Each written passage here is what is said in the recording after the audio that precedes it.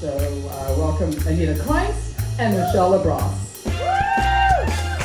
Please endorse the plant-based treaty. Thank you so much. Thanks, Jacinta. And Jacinta will be helping us out holding up some signs so you can see more about it. So thank you all for coming out to learn more about the plant-based treaty. My name is Anita Krajnc, and I'm one of the campaign coordinators for the plant-based treaty. And our first sign here says, if you want to move right up, it says climate anxiety. Are you experiencing climate anxiety? How many people are experiencing it? I see a few people. Yeah. I know I am. Sometimes I lay awake at night worrying about all the suffering heat waves will bring to animals and trees and people. I fear the planet is dying. Scientists say we are heading towards planetary breakdown. Even if we ended fossil fuels today, the food system alone would send us over 1.5 degrees Celsius warming. You'll see there, yes. So we have a solutions-oriented campaign called the Plant-Based Treaty, which offers a logical pathway to averting the climate crisis. And it's modeled on the fossil fuel treaty, which was created by environmental groups. We are replicating the idea of creating bottom-up pressure for national governments to negotiate a global agreement to shift to a plant-based food system. Part of creating bottom-up pressure is collecting endorsements from individuals like you, groups, businesses like the businesses here, and cities. So we have almost 100 cities that participated in the launch of the treaty last year. And for our one-year anniversary on August 31st this month, we're going to hold a Seed the City event at city halls and other places around the world. So I just want to give you a quick overview of the treaty itself, and Jacinta is holding the 3R sign here. So our overall objective is to develop a plant-based food system that would enable us to live within our planetary boundaries. To do this, cities around the world are campaigning for a global plant-based treaty which focuses on 3 core principles known as the 3Rs. Relinquish, redirect, and restore. So the first one, relinquish, is about stopping the problem from getting worse by halting any new greenhouse gas emissions from animal agriculture. More specifically, no new deforestation, no new animal farms, no new slaughterhouses for expanded animal agriculture.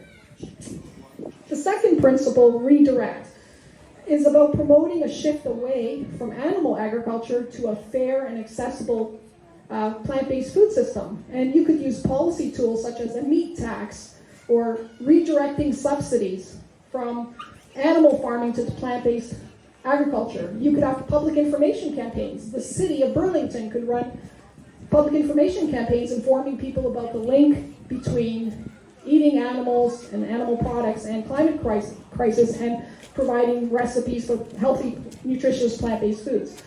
The final principle, restore, is about healing the planet through restoring carbon sinks. So this includes reforestation of forests, peatlands, and mangroves, returning lands to indigenous peoples, for example in the Amazon, and creating organic community gardens and city orchards to ensure fair and accessible food systems. So, as I mentioned, we have a bottom-up pressure campaign to get individuals, groups, businesses to endorse. So far we have 45,000 people that signed the treaty. So you'll see the cards at the various tables. You can go to the QR code and sign the treaty on the homepage. It takes a minute. 800 groups have endorsed, 700 businesses, and 18 cities. Locally, we have the support of Extinction Rebellion Toronto. We got Burlington Veg Fest, 350 Toronto. Thanks to Jacinta for getting those environmental groups. Globally, we have endorsements from celebrities like the McCartneys. Sir Paul, Mary, and Stella McCartney signed the treaty. Moby did a video for us for the treaty. Canadian Biff Naked signed the treaty. We have 250 politicians and parties worldwide representing parties from across the political spectrum. In England, we have the vegan conservatives signing the treaty. In Italy, we have a communist party. We have green parties around the world signing the treaty. So it's across the political spectrum because we all share the same planet. I'll talk a little bit about the science. It's a do or die decade, and the next slide, I'll just talk about some of the key findings that we have for, and we want you to share these key findings with politicians because they might not know. We want you to help them understand how animal agriculture contributes to the climate emergency and encourage them to support the plant-based treaty. We encourage you to share these facts with your counselors. If we continue business as usual, we are on track to reach 1.5 degrees warming by around 2030 and 2 degrees warming by 2040, which would be catastrophic. That's if we continue business as usual. There's a 50% chance of reaching 1.5 degrees Celsius warming in the next 5 years. All greenhouse gas emissions have reached record highs and are accelerating fast each year.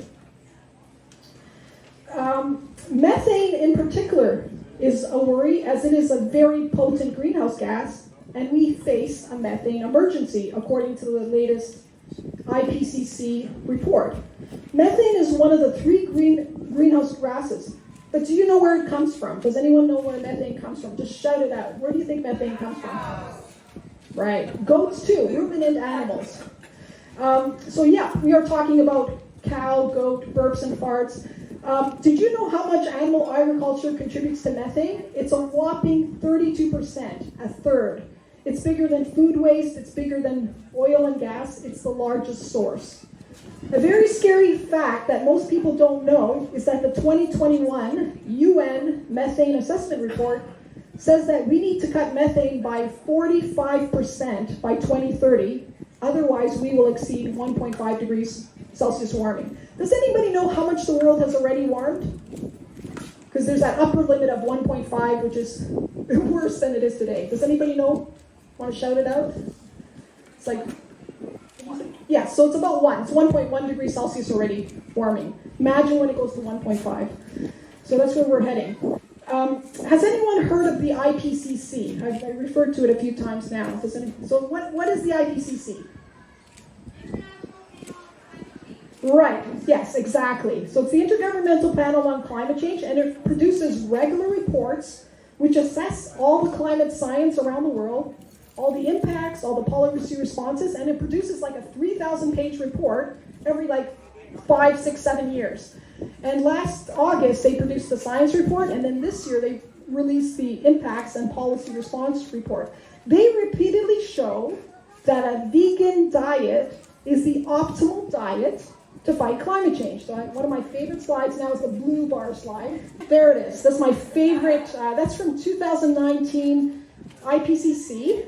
And these blue bars show how much carbon equivalent you can save from different diets. Guess what the best diet is? Vegan. They use the word vegan because you can operationalize that concept. So the blue bar shows the amount of carbon that can be saved. The vegan diet, defined as no animal source food, is the optimal diet in terms of reducing dietary greenhouse gas emissions. And if the whole world went vegan, we could save about 8 gigatons of carbon equivalent per year. If you are a climate carnivore, guess what a climate carnivore is? Someone who doesn't want to eat red meat, and they try to keep away from it, and they eat chicken and stuff like that.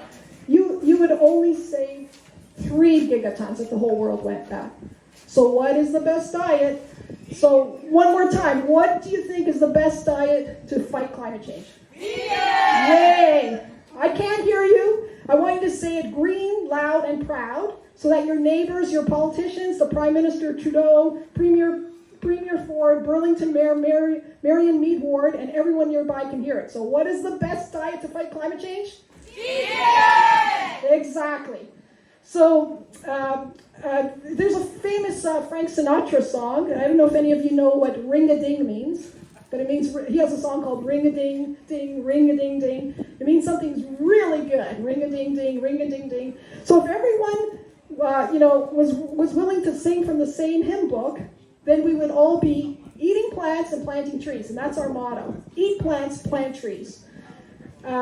So we will be saving the dehydrated pigs in this city that go to Fearman's, who pant and shake in fear as they take their final journey to Fearman's slaughterhouse. We will be saving octopuses who are ripped from the oceans.